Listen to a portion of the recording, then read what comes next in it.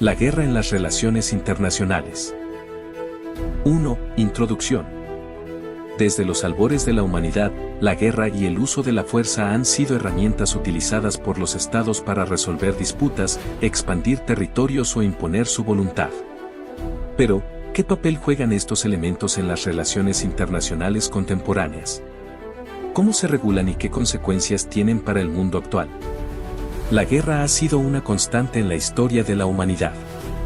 Desde las batallas antiguas hasta los conflictos modernos, el uso de la fuerza ha moldeado fronteras, derrocado gobiernos y redefinido el equilibrio de poder global. Sin embargo, en un mundo cada vez más interconectado, las consecuencias de la guerra trascienden las fronteras nacionales, afectando a millones de personas y desestabilizando regiones enteras. En el ámbito de las relaciones internacionales, la guerra y el uso de la fuerza no son solo temas de seguridad nacional, sino también de derecho internacional, ética y cooperación global. Organismos como las Naciones Unidas han establecido marcos legales para limitar el uso de la fuerza, pero ¿son suficientes para prevenir los conflictos armados? En este video, exploraremos cómo el uso de la fuerza ha evolucionado en el sistema internacional. Analizaremos los principios del derecho internacional que regulan la guerra y reflexionaremos sobre los desafíos que enfrenta la comunidad global para mantener la paz y la seguridad en el siglo XXI. ¿Estamos condenados a repetir los errores del pasado, o es posible construir un futuro donde la diplomacia prevalezca sobre la fuerza? Acompáñanos en este recorrido por uno de los temas más complejos y urgentes de nuestro tiempo. 2. Instrumentos internacionales contra la guerra. El continente americano ha procurado evitar cualquier conflagración bélica mediante la celebración de tratados que condenan las guerras y se comprometen a renunciar a ellas o recurrir a ellas en el futuro. Entre ellos, se mencionan los siguientes: el Pacto Antibélico Saavedra-Lamas, firmado en Río de Janeiro en 1933. Este tratado condena las guerras de agresión y renuncia a ellas como medio para resolver disputas internacionales. Asimismo, condena las adquisiciones territoriales por conquista, como fue el caso de la Guerra del Pacífico, entre Perú, Bolivia y Chile, que fue de esta naturaleza. El Tratado Internacional de Asistencia Recíproca de Río de Janeiro de 1947, TIAR, artículo 1, establece: las altas partes contratantes condenan formalmente la guerra y se comprometen, en sus relaciones internacionales, a no recurrir a la amenaza ni al uso de la fuerza en ninguna forma incompatible con las disposiciones de la Carta de las Naciones Unidas o del presente tratado. La misma declaración de renuncia a la guerra se encuentra en el Tratado del Atlántico Norte, OTAN, firmado por los aliados en 1949. La primera convención internacional que obligaba a los estados a no utilizar la guerra como instrumento político en sus relaciones con otros estados fue el Pacto Bryan-Kellogg, 1928. El primer estado en ratificarlo fue la URSS. El principio de no resolver los problemas internacionales mediante la guerra se incluyó en la Carta de las Naciones Unidas. El derecho de la guerra, una propuesta conjunta de Argentina, Chile y Venezuela, se presentó a la Comisión de Derecho Internacional en 1967. Se estima que, desde el 3600 a.C. hasta 2006, la humanidad ha disfrutado de tan solo 317 años de paz universal. En el transcurso de 5.518 años, la humanidad ha experimentado 14.521 conflictos bélicos y la pérdida de vidas a causa de guerras o cualquier otra conflagración bélica, de aproximadamente 1.248 millones de personas. 3. Justificación de las guerras. Dentro del derecho internacional existen dos corrientes que intentan analizar y justificar las guerras. 1. Corriente subjetiva. El tratadista Struve entiende que la guerra solo se desencadena cuando existe el ánimo beligerante, es decir, la voluntad beligerante que la desencadena unilateralmente. 2. Corriente subjetiva. El jurista Despagnet considera que la práctica de actos de guerra o provocaciones crea el estado de guerra independientemente de la intencionalidad. Por ello, otros autores como Rousseau y el brasileño Hildebrando Accioli creen que la guerra solo existe con la concurrencia de ambos conceptos, el objetivo y el subjetivo. ¿Qué es la guerra? Para encontrar la respuesta, recurrimos a la Enciclopedia Mundial de Relaciones Internacionales y las Naciones Unidas, que expresa textualmente: uno de los conceptos internacionales más antiguos que no tiene un significado único, ya que durante siglos los pueblos del mundo han diferenciado entre guerras justas, guerras de defensa y guerras de liberación. Desde guerras injustas, cuyo inicio es la agresión y resulta en la conquista de un país extranjero y crímenes de guerra, hasta el genocidio. La guerra no es solo un fenómeno social sujeto a leyes, sino también un fenómeno definido y regulado por el derecho internacional. Los conflictos se desarrollan lentamente y no estallan de la noche a la mañana. Las disputas fronterizas, las disputas por recursos naturales y los antagonismos étnicos, religiosos o ideológicos tardan años o décadas en madurar. Existen crímenes de guerra, y uno de los mayores es la guerra misma.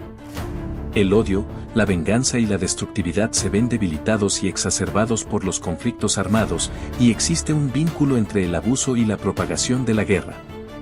Cuanto más surgen las armas, más se violan las normas humanitarias. Los crímenes cometidos en los campos de batalla no son accidentales.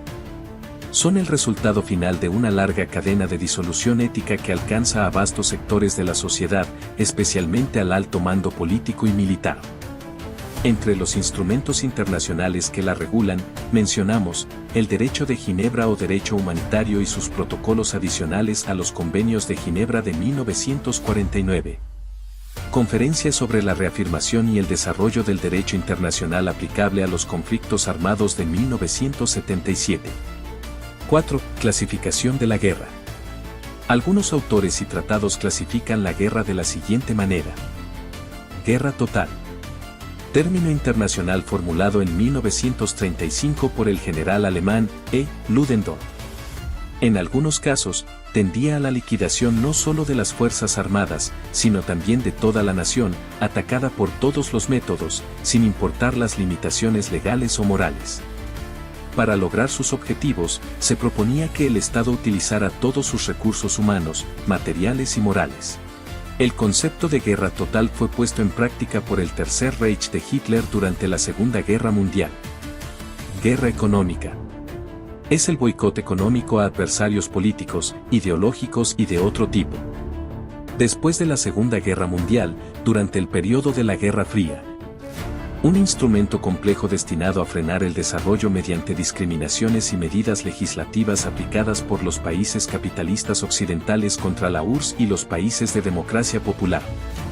La guerra económica y comercial, así como el embargo estratégico vigente sobre la aplicación de cualquier problema arancelario y paraarancelario que pueda surgir entre los productores de materias primas, tercer mundo, y los países industrializados, son componentes esenciales de este conflicto. En el marco de esta guerra económica, se diseñan los parámetros apocalípticos adicionales de la monstruosa deuda externa de América Latina. Como resultado, surge la peligrosa asimetría en las relaciones entre el norte y el sur. Los países altamente industrializados y con grandes ahorros deben reconocer nuestros esfuerzos, ofrecernos mejores precios por nuestras materias primas y tasas de interés significativamente más bajas. Guerra Fría. Es un término introducido por el político estadounidense B. Baruch, quien pronunció un discurso el 16 de abril de 1947 en la Universidad de Columbia. El discurso se popularizó ese mismo año con el libro Guerra Fría de W. Lippmann, debido a la tensión entre Occidente y la URSS, que Estados Unidos provocó deliberadamente después de la Segunda Guerra Mundial para abandonar la alianza antifascista y crear un sistema de alianzas anticomunistas.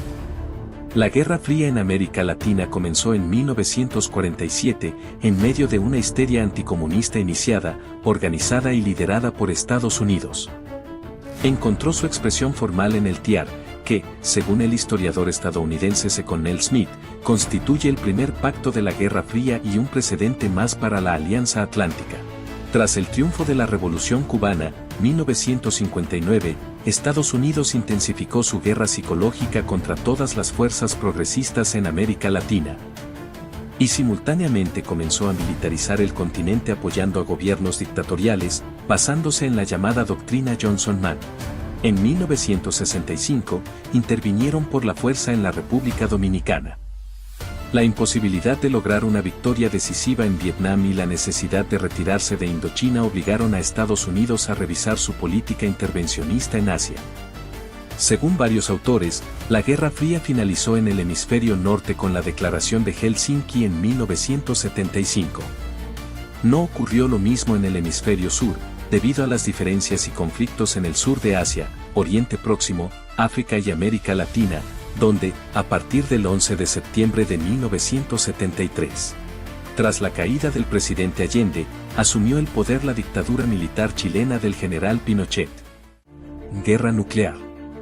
La conflagración de una guerra con armas nucleares es actualmente objeto de declaraciones y resoluciones de las Naciones Unidas para evitar el uso final de esta guerra dantesca.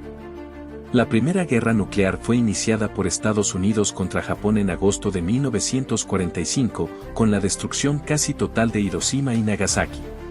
El 24 de noviembre de 1961, la Asamblea General proclamó la Declaración de las Naciones Unidas sobre la prohibición de las armas atómicas y declaró que la guerra nuclear constituía un crimen de lesa humanidad.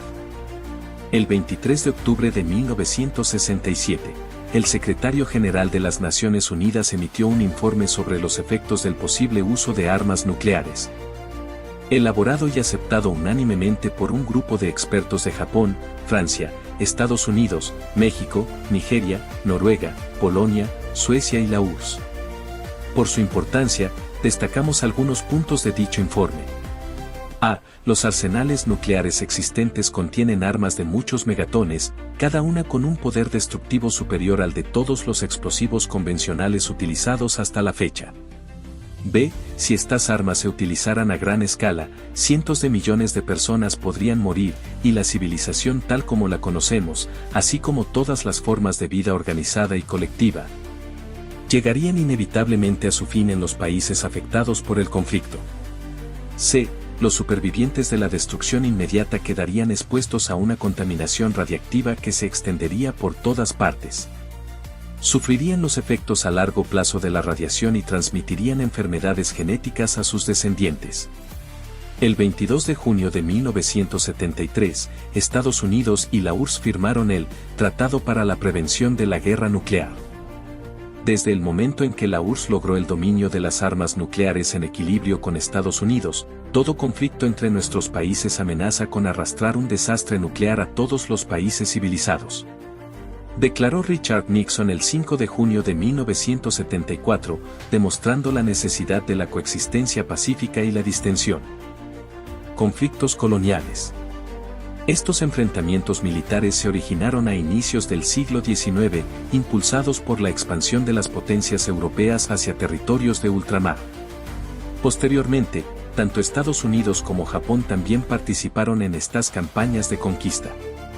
Durante los siglos XIX y XX, los principales conflictos coloniales se desarrollaron en Asia y África. Francia llevó a cabo incursiones en Argelia entre 1830 y 1847, así como entre 1954 y 1962. En Indochina, sus intervenciones se dieron entre 1862 y 1908, y más tarde, entre 1946 y 1954.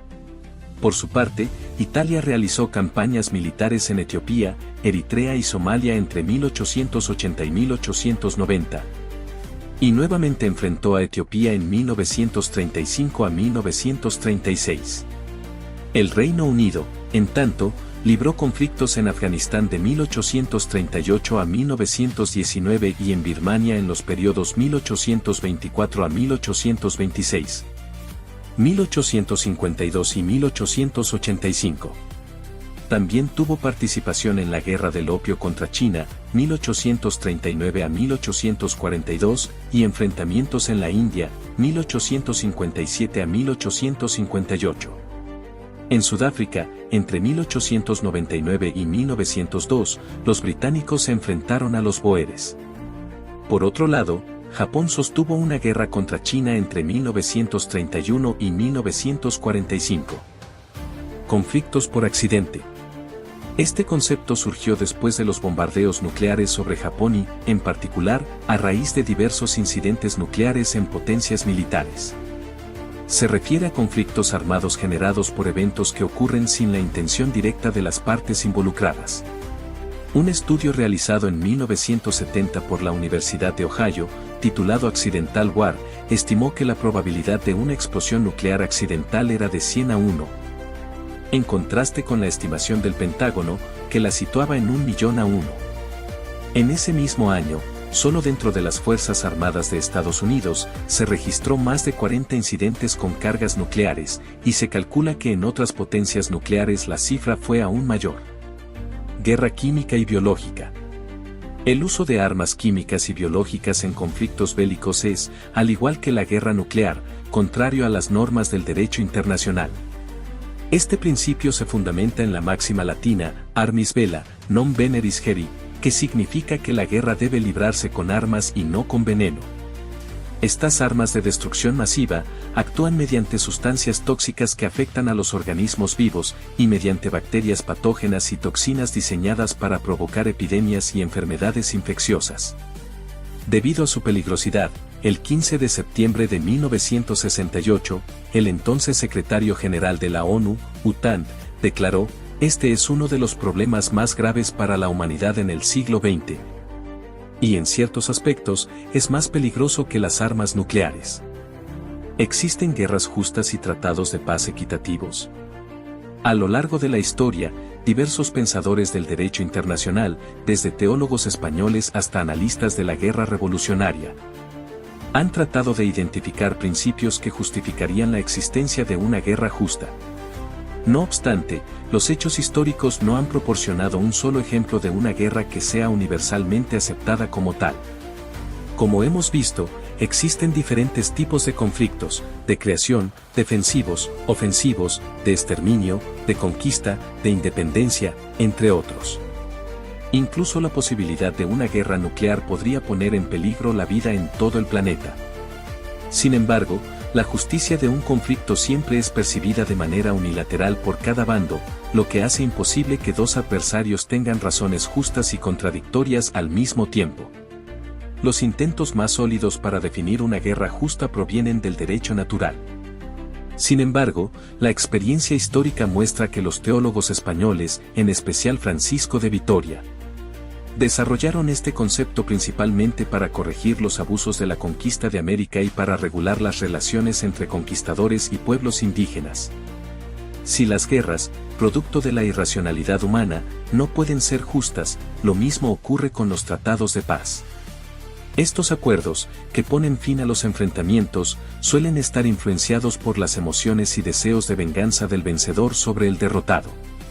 Existen pocos ejemplos históricos de tratados que se hayan basado en la generosidad y la equidad, como la capitulación de Ayacucho, aunque ni siquiera en ese caso se eliminó completamente el sufrimiento del vencido.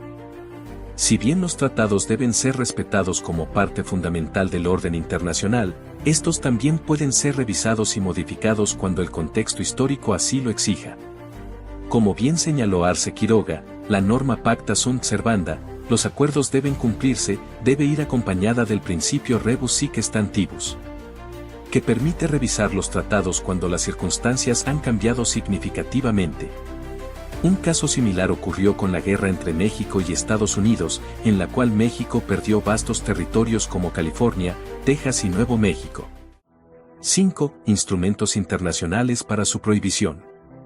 Entre los acuerdos más relevantes en la regulación y limitación de armamentos se encuentran: A. La Declaración de Bruselas de 1874. B. Las Convenciones de La Haya de 1899 y 1907. C. La Conferencia de Washington de 1922, donde se redactó un nuevo tratado sobre el uso de armas químicas y biológicas. Sin embargo, este acuerdo no logró ser ratificado y, por lo tanto, no entró en vigor. D. Los Convenios de Ginebra de 1949, a los cuales se añadió el Protocolo 1, que protege a las víctimas de los conflictos armados internacionales. Este protocolo eliminó la distinción entre armas convencionales y nucleares. Además, estableció normativas generales sobre la preservación del medio ambiente, la prohibición de ataques indiscriminados y el principio de proporcionalidad. En este sentido, el artículo 35, párrafo 3, del Protocolo 1, establece, se prohíbe el uso de métodos o medios de combate diseñados para causar daños extensos, duraderos o severos al entorno natural. ¿Qué es la agresión? En el ámbito del derecho internacional, aún no se ha logrado una definición universalmente aceptada del concepto de agresión. Algunos expertos consideran que definir este término de manera estricta podría ser riesgoso, ya que sería difícil abarcar todos los posibles actos de agresión, lo que podría permitir que aquellos no contemplados en la definición queden impunes. Por otro lado, otros juristas sostienen que contar con una definición precisa ayudaría a disuadir a los estados de cometer actos agresivos, por miedo a ser catalogados como agresores. La Enciclopedia Mundial de Relaciones Internacionales y Naciones Unidas define la agresión como el uso de la fuerza militar por parte de un Estado o un grupo de Estados contra otro u otros, bajo cualquier pretexto. Este concepto ha sido objeto de más de 40 años de debates en la Sociedad de las Naciones y en la ONU, con el propósito de establecer una definición concreta. El 14 de diciembre de 1974, la Asamblea General de las Naciones Unidas aprobó la Resolución 3314, en la que se recomienda la siguiente definición. La agresión es el empleo de la fuerza armada por un Estado en contra de la soberanía, la integridad territorial o la independencia política de otro Estado, o en cualquier otra forma que contradiga la Carta de las Naciones Unidas. El genocidio. La palabra genocidio proviene del griego genos, raza, y del latín caedere, matar, exterminar. Este término fue introducido en el derecho internacional tras la Segunda Guerra Mundial por el jurista polaco Raphael Lemkin, quien en 1933 presentó ante la Sociedad de las Naciones una solicitud para la creación de un tratado que prohibiera los asesinatos masivos. La primera vez que los actos de exterminio sistemático fueron tipificados en un documento internacional fue en el Juicio de Nuremberg de 1945. En este juicio, se acusó a los líderes del Tercer Reich de cometer genocidio deliberado y sistemático, es decir, la eliminación de grupos raciales y nacionales con el propósito de aniquilar determinadas poblaciones, como judíos, polacos, gitanos y otros colectivos. El 11 de diciembre de 1948, la Resolución 96 de la ONU declaró que el genocidio es un crimen contra el derecho internacional, incompatible con los principios y objetivos de las Naciones Unidas y condenado por la comunidad internacional. La guerra en las relaciones internacionales es un tema crucial. Si quieres entender más sobre los conflictos mundiales y cómo influyen en nuestro futuro, suscríbete ahora mismo a nuestro canal. No te pierdas nuestros próximos análisis y lecciones. Haz clic en suscribirse y mantente informado.